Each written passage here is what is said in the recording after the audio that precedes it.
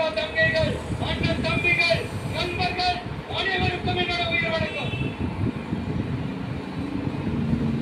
என்னோட உயிர் வணக்கம். என்னோட உயிர் வணக்கம்.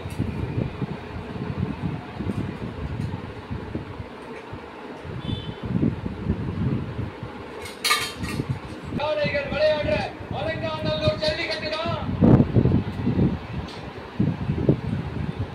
நம்ம வைகை ஆறு தான். அழகர் ஆற்றல் இருக்கிற வைபவம் மதுரை மீனாட்சி அம்மன். இந்த மண்ணோட உண்மையான குணம், உணர்வு பூர்வமான மண் இது. அது மட்டும் இல்ல, இந்த மண்ணில் வாழ்ற மக்களும் அப்படித்தான் உணர்வு பூர்வமான ஆளுங்க. நான் இந்த மண்ணில் கால் எடுத்து வச்ச உடனே ஒரே ஒருத்தரை பத்தி தான் மனசுக்குள்ள ஓடிக்கிட்டே இருந்தது. அவர் யாருன்னு உங்களுக்கும் தெரிஞ்சிருக்கும். சினிமானாலும் சரி, அரசியல்னாலும் சரி, நமக்கு ரொம்ப ரொம்ப பிடிச்சது புரட்சி தலைவர் எம்ஜிஆர் அவர்கள் தான். அவரோட பழகிறதுக்கு எனக்கு வாய்ப்பு கிடைக்கல. ஆனா அவரை மாதிரியே குணம் கொண்ட என்னுடைய அண்ணன் புரட்சி கலைஞர் கேப்டன் விஜயகாந்த் அவர்களோட பழகிறதுக்கு எனக்கு நிறைய வாய்ப்பு கிடைச்சது. அவரும் இந்த மதுரை மண்ணை சேர்ந்தவர் தானே. அவரை மறக்க முடியுமா? மக்களுக்கான அரசியல், நல்லது மட்டுமே செய்கிற அரசியல்.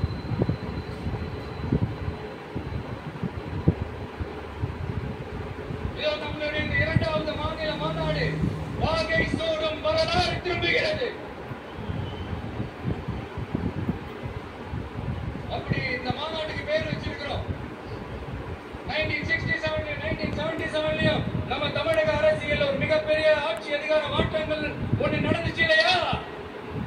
அதே மாதிரிதான் அடுத்த வருஷம் 2026 அப்படி ஒரு வரலாறு திரும்ப போகுதுன்னு உறுதியா சொல்றதுக்கான மாநாடு தான் நம்மளுடைய 2வது மாநில மாநாடு. நமக்கு எதிராக எத்தனை குரல்கள், ஆனா உங்களுக்கு தான் நம்மளை பத்தி நல்லா தெரியுமே. எந்த குரலையும் காதலையே போட்டுக்காம மக்களோட குரலை மட்டுமே கேட்டுக்கிட்டு நமக்கு எதிராக வர அத்தனை கூக்குரல்களையும் சின்னதா ஒரு சிரிப்போடவே கடந்து வந்திருக்கிறோம்.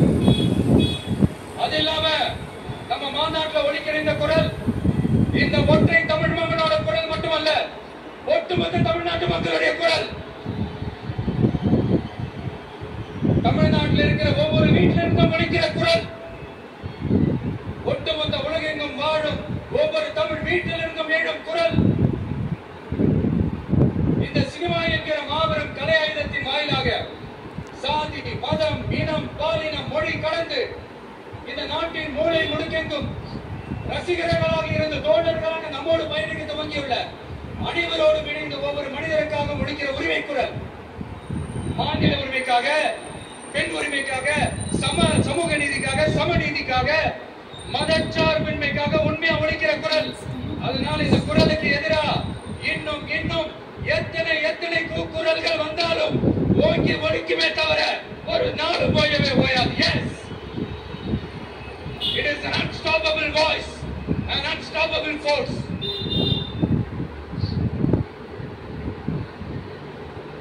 நம்ம அரசியலுக்கு வர்றதுக்கு முன்னாடி அட இவர் தான் வரமாட்டாரியா, அவரே வரல, இவரே வரல, இவருங்க வர போறாரு அப்படின்ட்டு நிறைய பேர் ஜோஷி சொன்னாங்க. அப்புறம் நம்ம கட்சியினுடைய பேர் அறிவிச்சதுக்கு அப்புறம் பேரு தானே அறிவிச்சிருக்கிறாரு, மக்கள் கிட்ட பேர் வாங்கணும்ல, அதெல்லாம் முடியாதுன்னாங்க. அப்புறம் ரொம்ப முக்கியமா மாநாடுல எவ்வளவு பெரிய விஷயம், அதுல ஒரு ஒத்தால எப்படி பண்ண முடியும், சும்மா பக்கத்துல புசியானதை வச்சுக்கிட்டு மாநாடுல எப்படி நடத்தி காட்ட முடியும், அதெல்லாம் அவங்களால முடியாது. அப்புறம் மழை பெஞ்சு எல்லாத்தையும் கெடுத்துரும். ஏன் கூட இருக்கிறவங்களே கூட தான் சொன்னாங்க. அதுக்கப்புறம் என்ன நடந்துச்சுன்னு உங்க எல்லாருக்குமே தெரியும். இப்ப புதுசா ஒண்ணு சொல்ல ஆரம்பிச்சிருக்கிறாங்க. அது என்னன்னா, ஆட்சியை பிடிக்கிறதெல்லாம் அவ்வளவு ஈஸி இல்லை இல்லையா? இப்ப அதான் விட்டாங்க. இப்ப இங்க வந்துட்டாங்க. இவர் நேரா ஷூட்டிங்ல இருந்து வருவாரா, வந்து ஆட்சியை பிடிப்பாரா? அது எப்படி இவராலே முடியும்? அவராலே முடியல, இவராலே முடியல. அவருக்கு அத்தனை வருஷம் ஆச்சு, இவராலே எப்படி முடியும்? ஒரு பக்கம். இன்னொரு பக்கம் கூட்டம் எல்லாம் ஓகே தான், அது எப்படி ஓட்டா வரும் அப்படின்றது இன்னொரு பக்கம். இப்படி கதை, திரைக்கதை, வசனம், இயக்கம் இயக்கம் பாடல்கள்.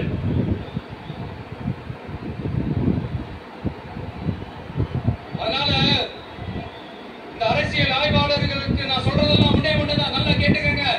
இந்த விஜய் ஏதோ இந்த பல லட்சம் பேர் கூட்டத்துல மட்டுமே இருக்கிறாரு அப்படின்னு மட்டும் தப்பு கணக்கு போட்டாதீங்க. ஏன்னா நம்மளுடைய இந்த கூட்டம் வெறும் ஓட்டா மட்டும் இல்லைங்க. வரப்போற தேர்தலில் மக்கள் விரோத ஆட்சியாளர்களுக்கு நாம வைக்க போற வேட்டா, நம்மளை கோட்டைக்கு அனுப்ப போற ரூட்டா இருக்க போது சீக்கிரமாவே தெரிஞ்சுப்பீங்க. ஏன்னா கோடிக்கணக்கானவங்களோட ஹார்ட்லயும் வீட்லயும் ஏற்கனவே ஆல்ரெடி உயிரா உணர்வா உறவா இருக்கிறோம். நம்மளுடைய கனெக்ட் எல்லாம் வெறும் மக்களோட மட்டும்தான். நாம யாருன்னு அவங்களுக்கு தெரியும், அவங்க யாருன்னு நமக்கு தெரியும்.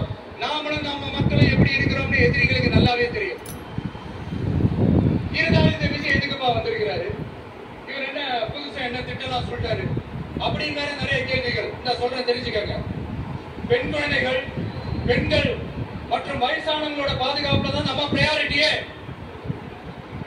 அடுத்து இளைஞர்கள், உழவர்கள், உழைப்பாளர்கள், நெசவாளர்கள், மீனவர்கள், ஆதரவற்ற முதியோர்கள், மாற்றுத்திறனாளிகள், மூன்றாம் பால் இணைந்தவர்கள், இன்னும் யாருக்கெல்லாம் கவர்மெண்டோட ஒரு ஸ்பெஷல் அட்டென்ஷன் தேவையோ அவங்க எல்லாருக்குமான ஒரு கவர்மெண்ட் அமைக்கிறது தான் நம்ம இலக்கு.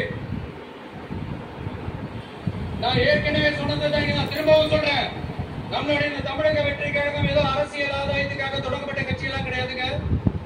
கொள்கை கோட்பாடுகளோடு தந்தை பெரியார், பெருந்தலைவர் காமராஜர், அண்ணல் அம்பேத்கர், வீரமங்க வேலுநாச்சியார், மக்கள் சேவகர் அஞ்சலை அம்மாள், நம்மளுடைய 5 கொள்கை தலைவர்களோட வழிகாட்டுதல்களோடு தொடங்கப்பட்ட கட்சி.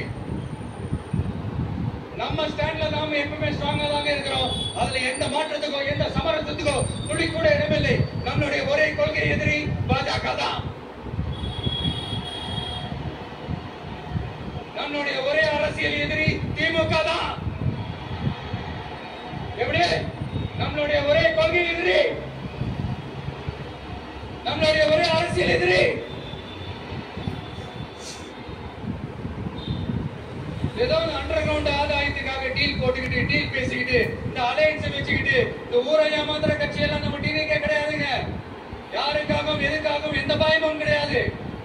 மாபெரும் பெண்கள் சக்தி நம்மளோட இருக்கிறாங்க, மாபெரும் இளைஞர்கள் சக்தி நம்மளோட இருக்கிறாங்க, ஒட்டுமொத்த தமிழ்நாட்டு மக்களுடைய சக்தி நம்மளோட நிற்கிறாங்க. அப்படி இருக்கும்போது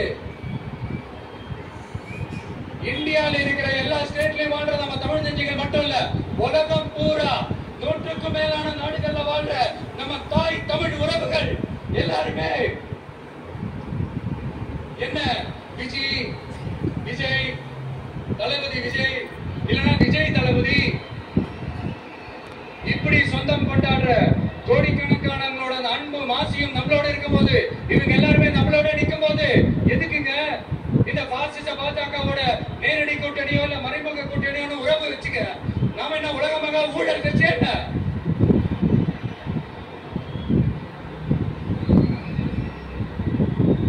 நம்மளை பத்தி சின்னதா ஒரு உண்மை ஒண்ணு சொல்லலாமா? என்னடா இவர் வாயால எப்படி சொல்றாருன்னு யாரும் தவறா நினைச்சுக்க வேணாம். ஏன்னா இது ஒரு விதத்துல ஒரு ஃபேக்டும் கூட. அதனாலதான் நான் சொல்லணும்னு ஆசைப்படுறேன். நம்ம யார் தெரியும்ல, நாம எல்லாருமே சொல்றேன், நாம யார் தெரியும்ல, இந்தியாவின் மாபெரும் மக்கள் சக்தி கொண்ட ஒரு மகத்தான வெகுஜன மக்கள் படை.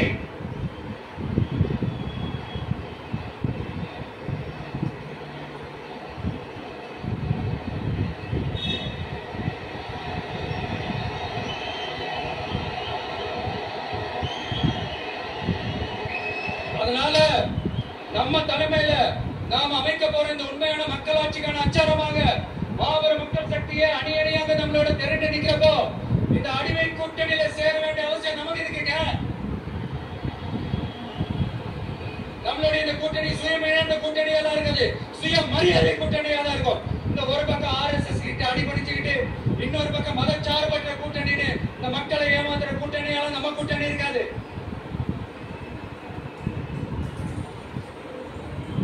நான் இப்பவும் சொல்றேன், நம்மளை நம்பி வரவங்களுக்கு ஆட்சியிலும் அதிகாரத்திலும் உறுதியாக பங்களிப்பு செய்யப்படும்.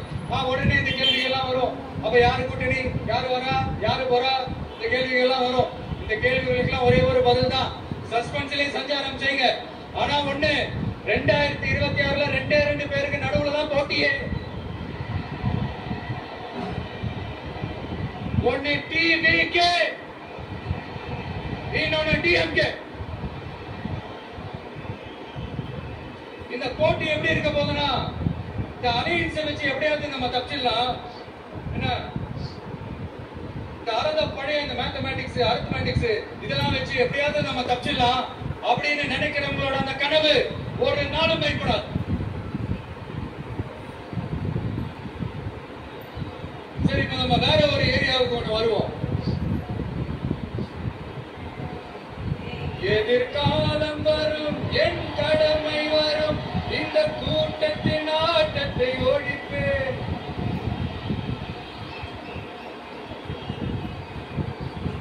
மக்கள் அரசியல் என்ற அந்த சவுக்க கையில் எடுக்கலாமா? யாருக்கு எதிரானதானே கேட்கிறீங்க? வேற யாரு? மறைமுக உறவுக்காரர்களான பாசிச பாஜகவும் பாய்சன் திமுகவும் தான்.